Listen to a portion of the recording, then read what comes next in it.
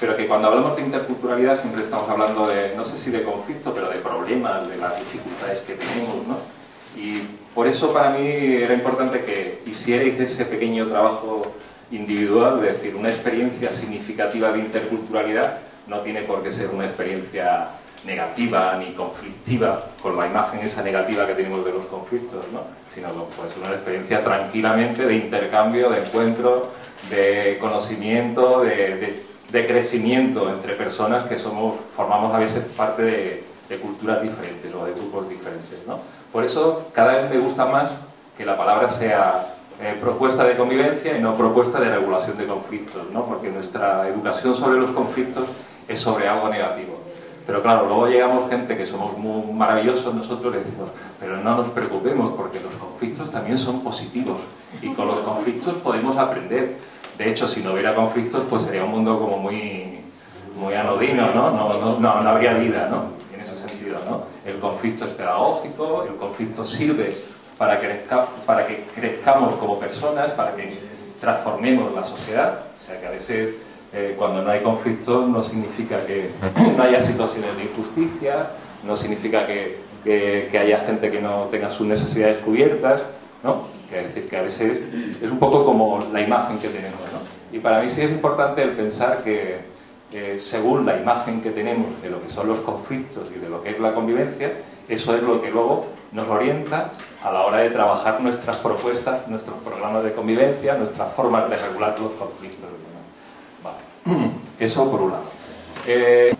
A mí otra cosa que sí me gustaría dejar muy clara es que creo que cuando hablamos de interculturalidad lo decimos muchas veces, pero luego nos olvidamos, ¿no?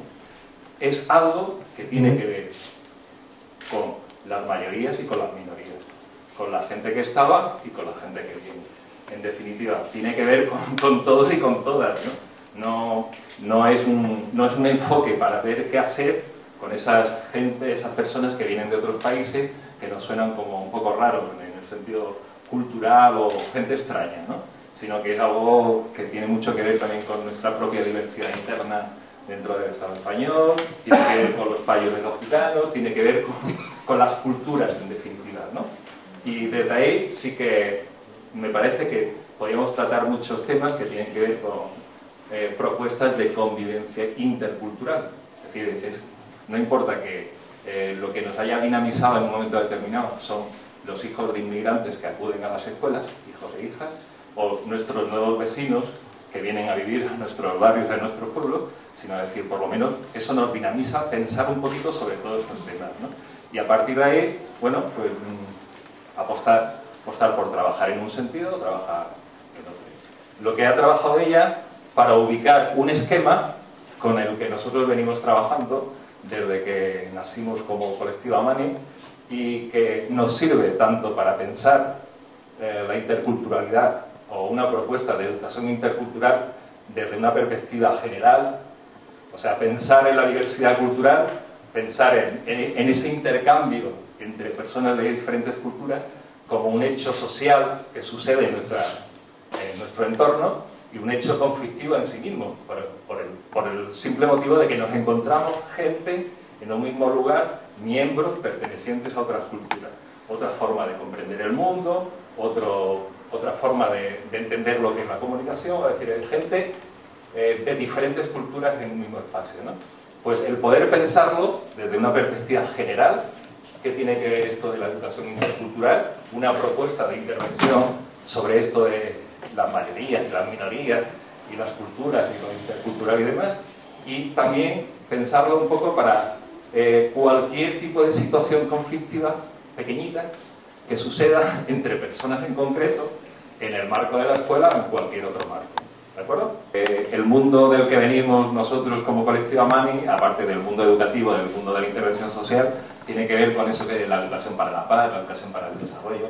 Eso fue un poco lo que nos dio las ideas para en un momento determinado hacer una propuesta que tuviera que ver con la educación intercultural, pero desde la perspectiva de decir, bueno, ¿qué hacemos con las situaciones de conflicto que se nos plantean socialmente, las pequeñitas y las grandes, ¿no?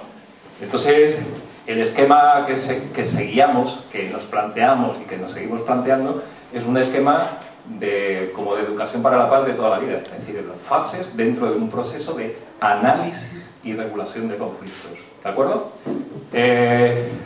Lo que está puesto aquí son como 3, 4 puntitos que serían para nosotros la forma de trabajar lo que es la interculturalidad o la propuesta de educación intercultural desde una perspectiva general, y también para hablar o pensar todo esto desde una perspectiva de una situación conflictiva particular y concreta. ¿Bien? Hay una cosa que yo creo que lo habéis comentado en todas las experiencias que ibais contando poquito a poco, que es que si no hay una serie de condiciones básicas para que facilite el aprendizaje, que facilite la convivencia, que nos ayude a comprender un poco cuál es el objetivo de lo que estamos haciendo, lo que vamos a hacer en una clase, en un centro, pues lógicamente es como empezar la casa por el tejado. Es decir, muchas veces pensar en situaciones de conflicto, que lo único que deberíamos hacer es crear unas condiciones que ayuden, que faciliten, que la gente se entienda, que la gente se escuche, que haya confianza, que nos conozcamos y demás. Con lo cual, si hablamos de un proceso de análisis y resolución de conflictos, lógicamente existe una serie de pasos, existe un paso previo, que es crear esas condiciones, ¿no? Porque si no, cualquier tipo de análisis o cualquier tipo de respuesta puede ser cualquiera, pero no nos facilita, no nos ayuda, por lo menos para que sea coherente con los valores en los que queremos educar, queremos vivir, queremos convivir de alguna manera. Muchas veces nos dedicamos a buscar respuestas a los conflictos y sin pararnos a pensar, a comprender o a investigar o a analizar de qué están hechos los problemas de los que estamos hablando. Porque a lo mejor son situaciones que tienen que ver con los prejuicios, con los estereotipos, no sé, con un montón de cosas que no son muy importantes, ¿no? O sea que no hay un gran problema. Y en ese sentido, hablando de proceso de análisis, resolución o regulación de conflictos, es importante pasar por ese proceso de análisis, ¿no? Desde una perspectiva general, y luego vamos a hablar, eso que implica en lo que es el trabajo escolar, en el día a día, ¿no? Es decir, igual hay muchos factores que explican por qué las cosas son como son. Es decir, el rato, el tiempo que María José ha dedicado a hablar de los prejuicios, de los estereotipos, es decir, es que muchas de estas situaciones están basadas en una mala percepción de las personas, de unos con respecto a otros, y de unos con respecto a otros como miembros de grupos, ¿no?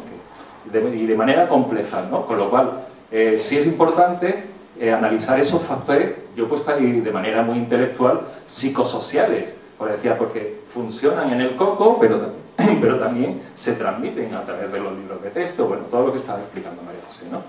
En ese sentido, creo que hay más factores que explican la realidad como multicultural, o la realidad como diversa culturalmente, ¿no? La que vivimos, ¿no? Y tienen que ver mucho con, he puesto aquí, factores antropológicos, ¿no? Así para darle mucha importancia, ¿no? Pero todo esto es muy simple. Cuando estamos hablando de cultura, ¿de qué estamos hablando? Y cuando las culturas se juntan, o las culturas no se juntan las personas, los colectivos, ¿no? ¿Qué pasa? ¿La relación son de igual a igual? Porque antes estábamos discutiendo un poquito y se nos olvidaba, yo creo, una cosita, es decir, las relaciones que establecimos entre las personas, entre los colectivos, existe una cosa que se llama poder, relaciones equilibradas, relaciones desequilibradas, y a veces las relaciones no son equilibradas. Es decir, dentro de la discusión que estamos teniendo, a veces yo creo que nos íbamos un poco a lo abstracto, pero en la realidad, cuando dos personas se juntan, no están de igual a igual. Y eso aplicarlo a relaciones entre grupos, entre colectivos, entre personas, y es importante saber cómo son esas relaciones, porque en función de cómo son, las cosas pueden funcionar de una manera o pueden funcionar de otra. Vale, pues eso significa que también hay que preguntarse, que a veces será cuestión de mala percepción, pero a veces tiene que ver con nuestra forma de comprender esto de las culturas o las relaciones que se establecen entre, yo digo, mayorías y minorías. No es una cuestión de cantidad, es una cuestión de poder, ¿no? Que es importante. Y hay otra cosa que yo lo comentaba en el taller con María José, con Tote, perdón, que a veces somos demasiado culturalistas. Intentamos explicar las cosas desde una perspectiva de las culturas y de los prejuicios, ¿no?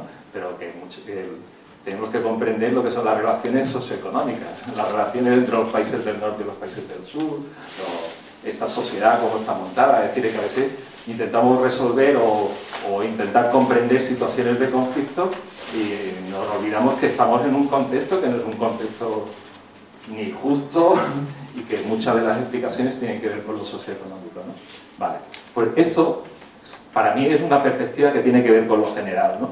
Pero si no hacemos todo esto, como que nos vamos a trancar mucho a la hora de buscar respuestas, y buscar respuestas en un momento determinado tiene que ver con decir, pues igual es interesante hacer un plan de acogida, eso es una respuesta, ¿no? Eso es una forma de gestionar la situación que tienes, ¿no? O igual está bien trabajar con mediadores, o igual, pero lógicamente tenemos que intentar ubicar de eso que decimos de interculturalidad, o eso que decimos de proyecto o propuesta de educación intercultural, de qué está hecho, ¿no? Pasamos a un siguiente paso que tiene que ver con decir, vale, sabemos cómo funciona el conflicto pequeño, sabemos cómo funcionan este tipo de situaciones o lo que es esas relaciones o esa convivencia desde la perspectiva de la diversidad cultural y cómo lo resolvemos. ¿Qué hacemos? ¿Qué actitudes, con qué actitudes trabajamos? ¿En qué actitudes educamos? ¿Qué habilidades son las que vamos a aprender, ¿no? Para abordar los conflictos pequeños y también el comprender los conflictos en un sentido más social, ¿no? ¿Y con qué modelos, no? Es decir, que tendrán que ser coherentes con aquellos valores que de alguna manera pensamos que son los interesantes para educar, ¿no? Y bueno, y esto último que pone la planificación de cambios, es decir, a veces no es una cuestión de tener actitudes o habilidades para resolver o abordar los conflictos de una forma más constructiva, más positiva, más cooperativa, sino es cuestión de cambiar el contexto, de cambiar la estructura, de cambiar muchas cosas que no solamente tiene que ver con el mundo de los valores, ¿no? Los conflictos no suceden en abstracto, en el aire, sino suceden dentro de un contexto y ese contexto, muchas veces cambiándolo, facilita que la respuesta o las situaciones estén en otro punto completamente diferente.